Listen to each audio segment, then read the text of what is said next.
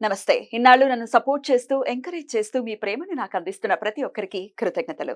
అలాగే ఈ వీడియో కూడా ఖచ్చితంగా మీకు ఉపయోగపడుతుంది. లైక్, షేర్ అండ్ సబ్స్క్రైబ్ చేసి మీ సపోర్ట్‌ని నాకు అందించండి. అలాగే ఈ వీడియో పట్ల మీకున్న అభిప్రాయాన్ని కామెంట్ సెక్షన్‌లో కామెంట్ చేసి తెలియజేయండి.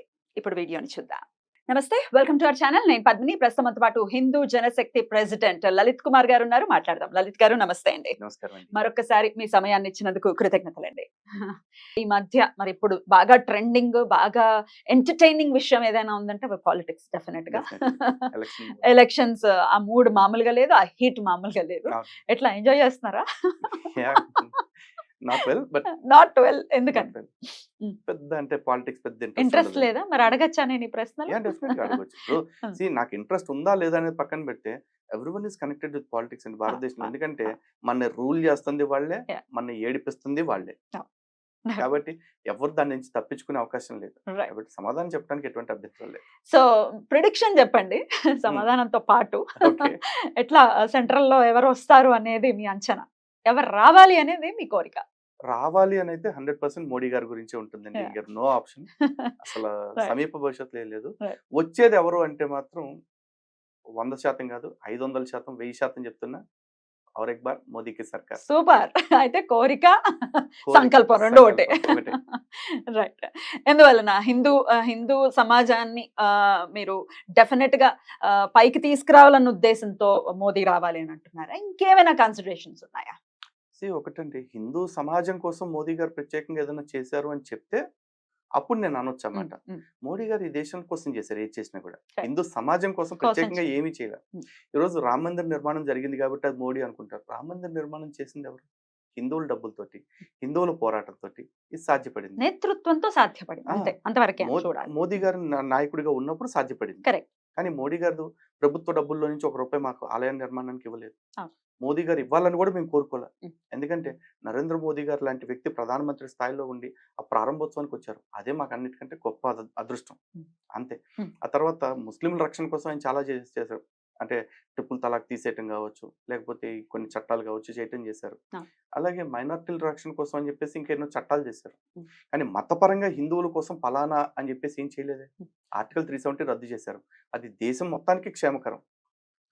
అంతే. అది హ్మ్. ఒక్క హిందువులకే కాదుగా. హ్మ్. మోదీ గారు ఏ రోజు కూడా మత నాయకుడిగా ఎప్పుడు ప్రవర్తించలేదు. హ్మ్. ఆయన హ్మ్. లోక నాయకుడిగానే ప్రవర్తించారు. హ్మ్. ఆయన విశ్వనాయకుడు ఎప్పటికి కూడా. డెఫినైట్‌లీ. అయితే కనపడటం మాత్రం లేకపోతే ఆయనని ప్రొజెక్ట్ చేసే విధానం మాత్రం చూస్తే, అంత హడావిడిగా మొత్తం గుడంతా నిర్మాణం అవ్వకుండా చేసేసారు అంటే ఎలక్షన్స్‌ని దృష్టిలో పెట్టుకొని మాత్రమే చేశారు అని చెప్పేవాళ్ళు డెఫినెట్‌గా అట్లా మాట్లాడే వర్గం ఖచ్చితంగా ఉంది. ఉంటారండి. దేన్నైనా సీ ఎండ్ హ్మ్. ఆఫ్ ది డే హ్మ్. ఎవ్రీథింగ్ ఈస్ పాలిటిక్స్ అండి. హ్మ్. యాహ్! పాలిటిక్స్‌లో రాజకీయ పార్టీలన్నీ ఏం చేస్తా ఉంటాయి, ప్రత్యర్థిని గెలవటం కోసం రాజకీయాలు చేస్తూ ఉంటాయి. కరెక్ట్. ఇప్పుడు కరెక్ట్. మోదీ గారిని గెలవటానికి వాళ్ళ దగ్గర ఉన్న ఏకైక అస్త్రం ఏంటంటే హిందుత్వ ఇమేజ్ ఆపాదించడం. యాహ్! కానీ యాక్చువల్లీ వీళ్ళందరికీ అర్థం కానిది ఏంటి అంటే ఆయన్ని ఎంత స్ట్రాంగ్‌గా వీళ్ళు హిందుత్వవాది, హిందుత్వవాది, హిందుత్వవాది అని ప్రచారం చేస్తారో ఆయనకి అది అంత బలం అవుతది.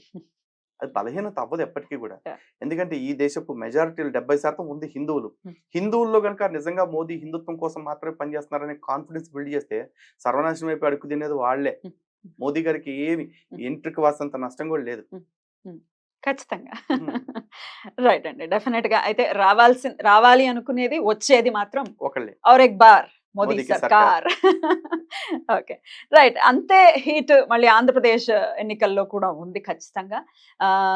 కూటమిలో ఉన్నాయి. సింగిల్‌గా వచ్చేవాళ్ళు ఉన్నారు. ఎట్లా ఎవరొస్తారు అనేది మీ అంచనా? ఆంధ్రప్రదేశ్ కూడా అసలు వెరీ క్లియర్ మ్యాండేట్ అండి ఈసారి కూటమి. హ్మ్. కూటమే భారతీయ జనతా వస్తుంది. పార్టీ హ్మ్. మద్దతుతోటి పోటీ చేస్తున్న హ్మ్. తెలుగుదేశం, జనసేన కూటమికి అధికారం ఈసారి. వస్తుందా? 100% హ్మ్. వస్తుంది. కానీ కొంతమంది అనేదేంటంటే చాలా స్ట్రాంగ్‌గా చెప్పేది మరది ఎట్లా చూడొచ్చో తెలీదు. మేకపోతు గాంభీర్యం అనుకోవచ్చో తెలీదు. ఖచ్చితంగా వచ్చేది ఇంకో పార్టీనే వస్తుంది. వైసీపీనే వస్తుంది. కాకపోతే కొన్ని సీట్లు తగ్గుతాయేమో గానీ వచ్చేది మాత్రం వైసీపీనే అని కొంతమంది అంటున్నారు. కేఏ పాల్ గారైతే ఆల్రెడీ ప్రమాణ స్వీకారానికి డేట్ కూడా పెట్టేసుకున్నారండి. ఆయనదేముంది? అనుకోవటానికి ఇప్పుడు ఎవరో కూడా నేను ఓడిపోతానని రాజకీయాల్లోకి రాడు గదా! రైట్. కేఏ పాల్ కూడా నెక్స్ట్ ముఖ్యమంత్రినో ఆయన ఒకసారి ప్రధానమంత్రి స్థాయిలో కూడా మాట్లాడారు. ఆయన కాన్ఫిడెన్స్ లెవెల్స్ ఎట్లా ఉన్నాయంటే, "పవన్ కళ్యాణ్ నువ్వు నా పార్టీలోకి రా, నిన్ను ముఖ్యమంత్రిని చేస్తా. నేను కావాలంటే ప్రధానమంత్రి అయిపోతా" అని చెప్పేసి అన్నాడాయన. అట్లాంటిది అసలైన ఎంటర్‌టైన్‌మెంట్. అట్లాంటిది వీళ్ళు అనుకోవటంలో పెద్ద తప్పేముందండి. రైట్. ఎవరికాళ్ళు అట్లాగే అనుకుంటారు. అంత అమాయకంగా ఎలా మాట్లాడుతున్నారండి కే పాల్ గారు? అంటే అది అమాయకమా? లేకపోతే ఇంకేమైనా ఇబ్బందా ఆయనకి? అమాయకత్వం మనం ఏంటి? ఎందుకు అనుకోవాలండి? ఆయన మరి పార్టీ మీద ఆయనకున్న కాన్ఫిడెన్స్ కావచ్చు బహుశా. ఇప్పుడు వైసీపీ వాళ్ళు అంటున్నారు కదా! మేమే గెలుస్తామని చెప్పేసి. అట్లా కే పాల్‌తో కంపారిజనా? కంపారిజన్ ఏం కాదండి. చెప్తున్నా అంటే ఆ! రాజకీయాల్లో ఎవరి కాన్ఫిడెన్స్ ఆళ్ళకుంటుంది. రైట్. కేఏపాల్ కాన్ఫిడెన్స్ కేఏపాల్‌దయితే, వైసీపీ కాన్ఫిడెన్స్ వైసీపీది, టీడీపీ, జనసేన కాన్ఫిడెన్స్ వాళ్ళది. రైట్. అయితే ఇంత so, but end of the day నేనొకటి చెప్తానండి. మోదీ పర్సన్ బియాండ్ ఇమేజ్ ఒకాయనున్నారు. హ్మ్. ఆయన ఎటు నిలబడితే విజయం అటే ఉంటుంది. హ్మ్. ఎందుకంటే ఆయన అవతార పురుషుడు. హ్మ్. డౌటే లేదు. హ్మ్. మోడీ ఎటుంటే గెలుపట్టే. హ్మ్. హుహు. Simple logic. ఓకే. అయితే ఈ కూటమి ఏర్పడిన తర్వాత వినిపించేటటువంటి మాట 'సింహం సింగిల్‌గా వస్తుంది' అనే సినిమా డైలాగ్ వినిపిస్తూ ఉంటుంది అటుపక్క నుంచి. ఓకే. సమ్‌టైమ్స్ దొంగలు కూడా సింగిల్‌గా వస్తుంటారండి. నైట్ టైమ్ హ్మ్. దోచుకోవటానికి. వాళ్ళేం గ్యాంగ్ బ్యాంగ్ రాదు గదా! రైట్. కానీ దొంగను పట్టుకోవటానికి పోలీసులు మరి పెద్ద పెట్రోలింగ్ వ్యాన్ ఏసుకొని ఒక 5, 10 మంది వస్తా ఉంటారు. తప్పదు. అమ్మ బాబోయ్! Just it's a comparison. Right. మీకు టాపిక్ ముందు చెప్పలేదు. కానీ పంచలేంటండి ఇలా పేలుస్తున్నారు. జనరల్‌గా చెప్తున్నాను. రైట్. జరిగేది అదే గదా! బయటైతే. రైట్. ఒక సో హ్మ్. సింహం సింగిల్‌గా వస్తదనేది సినిమా డైలాగ్ బావుంది. హ్మ్. బట్ సింగిల్‌గా వచ్చే ప్రతిదీ సింహం అనుకుంటుంటే ప్రాబ్లమ్. రైట్. రైట్. అది. రైట్ అండి. ఇక ఇక్కడ ఇందాక నేనన్నాను మాధవీలత గారు ఒక ఖచ్చితంగా ఒక సెన్సేషన్‌ని క్రియేట్ చేశారా అని అనిపిస్తుంది.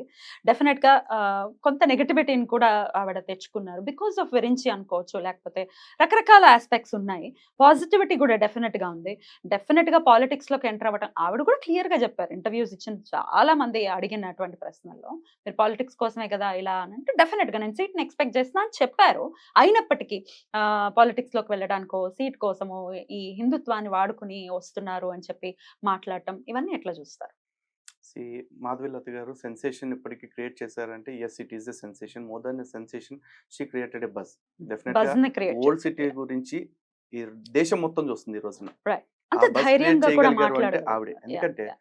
డబ్బుండటం ఒక్కటేనో, హ్మ్. లేకపోతే ఇంకొకటో రాజకీయాలకి అంటే హ్మ్. ఎదుగుదలకు కారణం కాదు. హ్మ్. ఆవిడ దగ్గర డబ్బుతో పాటు మాట్లాడగల టాలెంట్ ఉంది. మోర్ దాన్ దట్ సబ్జెక్ట్ ఉంది. హ్మ్. దానికంటే కూడా కమిట్మెంట్ కనిపిస్తుంది హిందుత్వం పట్ల. కరెక్ట్. ఆవిడ చూస్తున్నాము. అలా హ్మ్. అని చెప్పేసి హిందుత్వం పట్ల కమిట్మెంట్ ఉంది అంటే, అక్కడ ఉన్న వేరే మతాలోళ్ళందరిని చంపేయండి, నరికేయండి అని హ్మ్. అనట్లేదు ఆవిడ. హ్మ్. ఆవిడ మోదీ గారి సిద్ధాంతం ఏదైతే ఉందో సబ్కా సాత్ సబ్కా వికాస్ అనే దాన్ని పుణికిపుచ్చుకున్నారు. హ్మ్. ఆ సబ్కా సాత్ సబ్కా వికాస్ అన్నట్లు అందరిని కలుపుకుంటూ వెళ్తూ, అందరూ ఓట్లు పొందే ప్రయత్నం చేస్తున్నారు. హ్మ్. End of the day politics is a number game అండి. అంతే. ఆ నంబర్ గేమ్‌లో ఎవరికి 51 ఓట్స్ కావాలి? 51% ఓట్స్ ఎవరొస్తే వాళ్ళు గెలిచినోళ్ళు. ఆవిడ ఆ 51% ఓట్స్ కోసం ఆవిడకి వీలైన అన్ని మార్గాల్లో ట్రయల్స్ చేస్తున్నారు. దానిలో తప్పేముంది? హ్మ్. అండ్ అయితే యెస్ ఆవిడ స్ట్రాటజిక్‌గా వెళ్లారు అనేది మాట్లాడుతూ ఉన్నారు. డెఫినిట్‌గా హిందుత్వాన్ని వాడుకున్నారు అని మాట్లాడుతూ ఉన్నారు. వాడుకోనివ్వండి. హ్మ్. మేమే చెప్తున్నాం. ప్రతి రాజకీయ పార్టీ ఈరోజు హిందుత్వం ఎత్తుకుంటే మాకింకా సంతోషం. ఆవిడొక్కళ్ళేంటి? హ్మ్. ఎండ్ ఆఫ్ ది డే రాజకీయ పార్టీలన్నీ కూడా హిందుత్వాన్ని ఎత్తుకునైనా సరే కనీసం హిందువుల పక్షానికి రావాలని మేము కోరుకుంటున్నాం. మా కోరిక ఎంత బలంగా ఉందంటే, అధికారంలో ఒక హిందుత్వ పార్టీ ఎట్లా ఉందో, ప్రతిపక్షంలో కూడా రేపు హిందుత్వ భావజాలం కలిగిన పార్టీలే ఉండాలి. ఎందుకంటే 70 ఏళ్ల నుంచి హిందువులకు జరిగిన దోపిడీ గావచ్చు, అన్యాయం గావచ్చు, లేదా 2000 సంవత్సరాల నుంచి భారతదేశంలో హిందువులపై జరుగుతున్న అన్యాయాల విషయంలో గావచ్చు, మాకు నష్టపరిహారం జరగాలి అంటే మాత్రం ఖచ్చితంగా అన్ని పక్షాలు హిందుత్వాన్ని ఎత్తుకోవాలి. హ్మ్. హిందువులకి బంగారపు ముద్దల్ని వండి పెడుతున్నా గూడా, ఇది కాదు ఇంకా హిందువులకి ఏదో చెయ్యాలి అని అడిగేంత పార్టీలు కావాలి మేము కోరుకుంటున్నాం. ఎందుకంటే హిందువులకి అంత స్థాయిలో అన్యాయం జరిగింది. ఈ రోజు కూడా జరుగుతూ ఉంది. అటువంటి అన్యాయాన్ని ప్రశ్నిస్తానికి ఆవిడ వచ్చి హిందుత్వాన్ని వాడుకుంటున్నారంటే మాకేం అభ్యంతరం లేదుగా. హిందువులుగా, హిందుత్వవాదులుగా మాకు లేని అభ్యంతరం మిగతా వాళ్ళకి ఎందుకు ఉండాలండి? అండ్ మోర్ ఓవర్ ఆవిడ గురించి హాస్పిటల్స్ గురించి చెప్తున్నారు. వ్యాపారాలు చేసేటప్పుడు దానిలో మంచి జరగొచ్చు. ఒక్కోసారి తెలియకుండా చెడు జరగొచ్చు. ఆ! లేదా కొన్నిసార్లు ఉద్దేశపూర్వకంగా కొన్ని జరిగితే జరిగుండొచ్చు. చిన్నప్పుడు ఎప్పుడో ఫారెక్స్ తిన్నారు కదా! అని పెద్దయిన తర్వాత కూడా అదే తింటూ కూర్చోరుగా. హ్మ్. గతంలో ఎవడో మందు తాగాడని జీవితకాలం వాడి తర్వాత మందు మానేసినా కూడా దాన్నే పెట్టి దెప్పలేంగా. దెప్పలే. అలాగే దెప్పకూడదు గూడా. దెప్పకూడదు కూడా. హ్మ్. అలాగే ఆవిడ వ్యాపారం విషయంలో ఏం జరిగిందో నిజంగా చెడు జరిగింది అని వినటమే. హ్మ్. నేను చూడలేదు చూడలేదు. గదా! హ్మ్. నేనైతే చూడలేదు హ్మ్. పర్టిక్యులర్‌గా. హ్మ్. చూడనప్పుడు నేనెందుకు మాట్లాడతా? డెఫినైట్‌లీ. నాకు ఇప్పుడు మాధవీలత గారు ఏంటి? మాధవీలత గారు గెలిస్తే ఏం చేస్తాం అంటున్నారు. గెలిచిన తర్వాత అవి చేసే ఆలోచన, లేకపోతే గెలిచిన తర్వాత చేసే చిత్తశుద్ధి ఆవిడలో ఉందా? లేదా? హ్మ్. వీటిల్ని నేను దూరం నుంచి చూస్తున్నప్పుడైతే నాకు ఖచ్చితంగా కాన్ఫిడెంట్‌గా ఉన్నాను నేను. హ్మ్. ఆవిడ గెలవాలని మనస్ఫూర్తిగా కోరుకుంటున్నా. నేను గెలవాలని అంటే ఆవిడ గెలవాలని నేను కోరుకోవటానికి కారణం ఏంటంటే, మాధవీలత గారి మీద అభిమానం కాదక్కడ. హ్మ్. ఓల్డ్ సిటీ ప్రజలు ఎవరైతే ఉన్నారో, వాళ్ళు గూడా జీవితాలు మారాలి. డెఫినెట్‌లీ. వాళ్ళందరూ గూడా ఆ ఇరుకు వీధుల్లో నుంచి, ఆ బురక చీకట్లలో నుంచి బయటికి రావాలి. వాళ్ళు కూడా ఆనందంగా బతకాలని మేము కోరుకుంటున్నాం కాబట్టి వాళ్ళు గత 40 ఏళ్ళుగా 50 ఏళ్ళుగా ఎంపీలుగా ఉంటూ ఏ పని చేయకుండా కేవలం మతం లేదా మత ఉద్రిక్తతల్ని రెచ్చగొడుతూ బ్రతికేసిన వాళ్ళు ఎవరైతే ఉన్నారో వాళ్ళ కబంధ హస్తాల్లోంచి వీళ్ళు బయటికి రావాలని కోరుకుంటున్నాం. వాళ్ళు దానికి మనకి ఆప్షన్ ఎవరు చూస్ అంటే చేసుకుంటారు. ఇప్పటికి నేను చూసిన వాళ్ళు ఉమ్. The best leader is Madhavilatha గారు. మరి వాళ్ళు చూస్ చేసుకుంటారా మాధవీలత గారిని? నాకైతే ఖచ్చితంగా నమ్మకం ఉందండి చూస్ మాధవీలత గారిని చూస్ చేసుకుంటారా? చేసుకుంటారని. బికాస్ ఎందుకంటే 40 ఏళ్ల అణచివేత తర్వాత కూడా 40 ఏళ్ల దాన్ని ఏమంటారు మోసం తర్వాత కూడా ఇంకా ఆలోచించకుండా ఉంటారని అయితే నేను అనుకోవట్లే. ఖచ్చితంగా ఆలోచిస్తారనుకుంటున్నా. మాధవీలత గారిని గెలిపిస్తారని అనుకుంటున్నా. Right. దానికి తోడు రీసెంట్ గా జిహెచ్ఎంసీ ఎలక్షన్ కమిషన్ తీసుకున్న నిర్ణయం ఒకటి, జిహెచ్ఎంసీ పరిధిలో ఉన్న దాదాపు 5,40,000 దొంగ ఓట్లని, చనిపోయిన ఓట్లు కావచ్చు, దొంగ ఓట్లు కావచ్చు, వీటన్నింటిని కూడా తొలగించడం జరిగింది. కాబట్టి ఓల్డ్ సిటీ ఎన్నిక, హైదరాబాద్ ఎంపీ ఎన్నిక ఈసారి పారదర్శకంగా జరుగుతుందని మేము అనుకుంటున్నాం. At the same time Asaduddin Owaisi, Akbaruddin Owaisi వాళ్ళు గతంలో చేసిన ఎలక్షన్ రుబాబులు ఏవైతే ఉన్నాయో ఈసారి అవి కూడా అడ్డుకట్ట పడుతుందని అనుకుంటున్నాం. ఎట్లాంటి రుబాబులు చేశారండి? ఎలక్షన్ పోలింగ్ బూత్లకు వెళ్ళిపోయి బూత్లు మేనేజ్ చేయడం, బూత్ క్యాప్చరింగ్ చేయడం, అట్లాంటి వార్తలు చాలా విన్నాం మేము యూట్యూబ్. ఈసారి అట్లాంటివన్నీ కూడా కట్టడి చేస్తారని చెప్పేసి అనుకుంటున్నాం. కాంగ్రెస్ పార్టీ చేస్తుందని అనుకోవచ్చా? మేబీ కాంగ్రెస్ పార్టీ కావచ్చు, ఎంఐఎం సపోర్ట్ చేసే ఇతర పార్టీలు కావచ్చు, లేదా ఎంఐఎం స్వయంగా కావచ్చు, ఎవరు చేస్తారనేది అంటే government at this point of time I may not but government చేస్తుందా అంత పారదర్శకంగా? see ఎలక్షన్ అనేది ఎలక్షన్ కమిషన్ ఆధ్వర్యంలో ఎలక్షన్ నడుస్తుంది. Commission it's an autonomous body. కాబట్టి ఎలక్షన్ కమిషన్ మీద మాకు నమ్మకం ఉంది. Right. మాకు ఎలక్షన్ కమిషన్ మీద కాదు, ఈ దేశపు హిందువులుగా మేము చెప్తున్నాం, ఈ దేశంలో ఉన్న ప్రతి వ్యవస్థ పట్ల మాకు సంపూర్ణ గౌరవం ఉంది. ఈ దేశంలో వ్యవస్థల్ని, రాజ్యాంగాన్ని గౌరవించే ఏకైక వర్గం, మళ్ళీ చెప్తున్నానండి, ఏకైక వర్గం హిందువులు మాత్రమే. రైట్. అయితే ఆవిడకి ప్రాణహాని ఉంది అనే వార్తలు కూడా తెగ వైరల్ అయ్యాయి, చూసే ఉన్నాము. ఆవిడకి వై కేటగిరీ సెక్యూరిటీని కూడా ఇవ్వటం జరిగింది. ప్రాణహాని ఉంటుందని అనుకోవచ్చా? ఉంటుందా అంటే హైపోథెటికల్ అండి, నేను చెప్పలేను. బట్ ఉండదు అని అయితే అనుకోవటానికి లేదు. ఎందుకంటే అవతల వ్యక్తులను మీరు చూసినట్లయితే గతంలో ఎన్నికలు అయిపోయిన నెక్స్ట్ మినిట్, ఎన్నికల రిజల్ట్స్ వచ్చిన రోజున డైరెక్ట్గా ఎంఐఎం పార్టీకి సంబంధించిన ఎమ్మెల్యే అండ్ కార్పొరేటర్స్ కొంతమంది అప్పటి హోంమంత్రి మహమూద్ అలీ గారి ఇంటికి వెళ్ళి మహమూద్ అలీ కొడుకుని కొట్టారు. అప్పుడు deputy CM come home minister. ఒక హోమ్ మినిస్టర్ కమ్ డిప్యూటీ సీఎంని ఇంటికి వెళ్ళి కొట్టిన వాళ్ళకి ఒక ఎంపీ ఆస్పిరెంట్, ఎంపీ కంటెస్టెంట్ ఆవిడ మీద దాడి చేయరంటానికి, లేకపోతే ఆవిడకి ఏదో హాని చేయరంటానికి ఏం గ్యారంటీ ఉంది? కాబట్టి జరగదు అనుకోవటానికి ఖచ్చితంగా లేదు. కానీ అంత ధైర్యంగా ఒక స్త్రీ, డెఫినెట్ గా మనకి చరిత్ర చూసుకుంటే మనం చాలా మంది అంటే స్త్రీ ఎప్పుడు అంటే భయపడుతుందని కాదు, స్త్రీకి అందరికంటే ఎక్కువ ధైర్యం ఉంటుంది. డెఫినెట్లీ ఒక బిడ్డని కనాలంటే బోల్డ్ అంత ధైర్యం కావాలి. గతంలో కూడా మాట్లాడుకున్నాం మనం. ఒక బిడ్డని కనాలంటే ప్రాణం, మళ్ళీ జన్మను పొందటం పొందాలి. అలాంటి దానికి సిద్ధపడుతున్నాడు స్త్రీలు. అంతేకాదు, సీతమ్మ తల్లిని చూసుకుంటే రాముడైనా సరే సీతమ్మ లేనంత కాలం తమ్ముడు పక్కనుండగా, వానరులందరూ పక్కనుండగా జీవించాడు. కానీ ఎవ్వరూ లేకపోయినా సరే రాముడు వస్తాడన్న నమ్మకంతో ఒంటరిగా తల్లి రాక్షసుల మధ్య బ్రతికింది. ఆడవాళ్ళ ధైర్యానికి అసలు మనం సర్టిఫికెట్ ఇచ్చేది ఏంటండి? ఎందుకంటే మహిషాసుర మధ్యని అమ్మవారు ఎవరు కదా. ఈ రోజున మరొక ఆదిశక్తి అవతారం కింద చూస్తాను ఏ స్త్రీమూర్తినైనా సరే. అలాంటి పరిస్థితుల్లో ఇప్పుడు ఓల్డ్ సిటీలో ఒక అసురుడి మీద పోటీ చేస్తున్నారు ఆవిడ అంటే ఖచ్చితంగా ఆవిడ కూడా ఆదిశక్తి స్వరూపం. డెఫినెట్లీ విన్ అవ్వాలని మనస్ఫూర్తిగా కోరుకుంటున్నాం. మరొకసారి మీ సమయాన్ని ఇచ్చినందుకు చాలా చాలా కృతజ్ఞతలండి. ఇలాగే మీరు వెళ్తున్నటువంటి ఈ జర్నీలో ఎన్నో ఆటుపోటులు ఉన్నప్పటికీ రామరక్ష ఎల్లప్పటికీ మీ మీద ఉండాలని మనస్ఫూర్తిగా కోరుకుంటూ thank you so much sir. నమస్తే.